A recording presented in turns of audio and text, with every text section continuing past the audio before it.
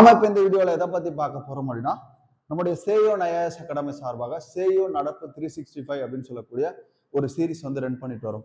இதுல நம்ம இதுவரைக்கும் மார்ச், ஏப்ரல், மேவுக்கான கரண்ட் அஃபேர்ஸ் நடத்திருக்கோம். டெய்லி நியூஸ் பேப்பர்ல குறிப்பா வந்து பாத்தீங்கன்னா தி ஹிந்து, தினமணி போன்ற நியூஸ் பேப்பர்ல அன்னன்னைக்கு என்னென்ன முக்கியமான கரண்ட் அஃபேர்ஸ் இருக்கோ அது எல்லாமே நம்ம எடுத்து கொடுத்துட்டு இருக்கோம். பொதுவாக உங்களுக்கு வந்து பாத்தீங்க அப்படின்னா இந்த கரண்ட் அஃபேர்ஸை பொறுத்த வரைக்கும் உங்களுக்கு மந்த்லி கரண்ட் அஃபேர்ஸ் பிடிஎஃப் வந்து நம்ம ஃப்ரீயா கொடுத்துட்டு இருக்கோம். அது வந்து பாத்தீங்க அப்படின்னா கிட்டத்தட்ட மார்ச், ஏப்ரல், மேவுக்கான கரண்ட் அஃபேர்ஸ் ஆல்ரெடி நம்மளோட யூடியூப் சேனல்ல வந்து என்ன இருக்கு அப்படின்னா அப்லோட் பண்ணிட்டோம். நீங்க அந்த பிடிஎஃப் டவுன்லோட் பண்ணி பிரிண்ட் போட்டு என்ன பண்ணிக்கலாம், படிச்சுக்கலாம். அதுல கொடுக்கப்பட்ட கரண்ட் அஃபேர்ஸை பொறுத்த வரைக்கும் உங்களுக்கு பிரிலிமினரி கம் மெயின்ஸ் ரெண்டுத்துக்குமே சேர்த்து தான் நம்ம கரண்ட் அஃபேர்ஸ் கொடுத்துருப்போம். நம்முடைய சேனலை வந்து சப்ஸ்கிரைப் பண்ணி வச்சுக்கோங்க. அப்பதான் உங்களுக்கு வந்து பாத்தீங்க அப்படின்னா நம்ம சைட்ல இருந்து கொடுக்கக்கூடிய டெஸ்ட் பேட்சஸை பத்தி தெரியும், கிளாஸஸ் பத்தி தெரியும். அதே மாதிரி நடப்பு நிகழ்வுகள்ல நம்ம கொடுக்கக்கூடிய ஃப்ரீ பிடிஎஃப் பத்தி தெரியும், என்னென்ன நடப்பு நிகழ்வுகள் கொடுக்குறோம் அப்படின்றது தெரியும். இப்போ ஜூன் மாத நடப்பு நிகழ்வுகள்ல ஃபர்ஸ்ட் நமக்கு புதிய டிஜிபியோடைய பதவியேற்பு.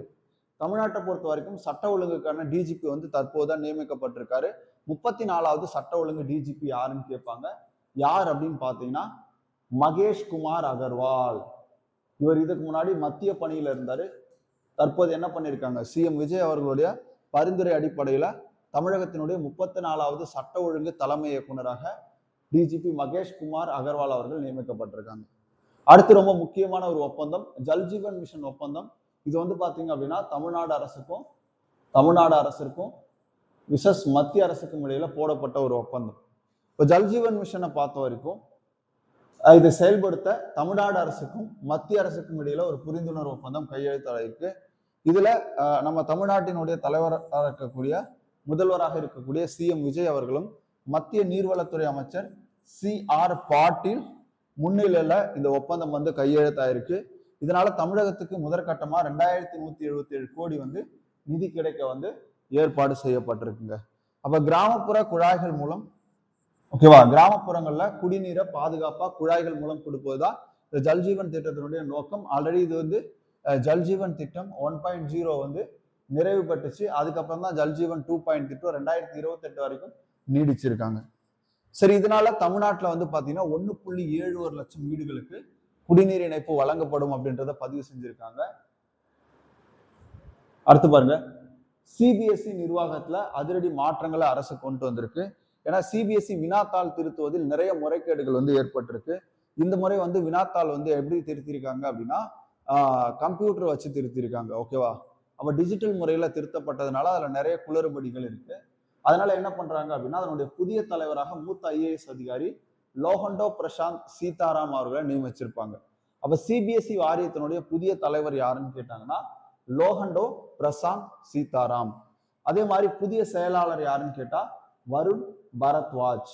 இப்ப இதுல நம்ம பார்த்தோம் இல்லையா, சிபிஎஸ்இ விடைத்தாளை திருத்துவதில் நிறைய குளறுபடிகள் ஏற்பட்டிருக்குன்னு. அதை விசாரிப்பதற்காக ராதா சௌகான் தலைமையில ஒரு குழுவை வந்து மத்திய அரசு அமைச்சிருக்காங்க. அப்ப அது எந்த குழுன்னு கேட்பாங்க, ராதா சௌகான் தலைமையிலான குழு. அடுத்து பாருங்க, ஐநா பொது சபை தலைவர் ஒருத்தர் தேர்ந்தெடுக்கப்பட்டிருக்காங்க. ஐநா நாடுகள் பொது சபை கூட்டத்தொடரின் புதிய தலைவராக வங்கதேச வெளியுறவு அமைச்சர் சர் கலிலூர் ரஹ்மான் அவர்கள் செவ்வாய்க்கிழமை வந்து தேர்ந்தெடுத்திருக்காங்க. சர் கலிலூர் ரஹ்மான் அவர்கள். இன்னைக்கு முக்கியமான கரண்ட் அஃபேர்ஸ் வந்து பாத்தீங்கன்னா இந்த 3 கரண்ட் அஃபேர்ஸ் மட்டும்தான் ரொம்ப முக்கியமானது.